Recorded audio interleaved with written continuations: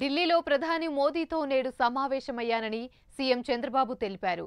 ఇక ఏపీ సంక్షేమం, అభివృద్ధికి సంబంధించిన ముఖ్యమైన విషయాలను ప్రస్తావించడం కోసం నిర్మాణాత్మక సమావేశం నిర్వహించానని తెలిపారు. ఆయన నాయకత్వంలో మన రాష్ట్రం మళ్లీ బలమైన శక్తిగా అవతరిస్తుందని తనకు నమ్మకముందని వివరించారు. ఈ మేరకు ట్విట్టర్లో ట్వీట్ చేశారు.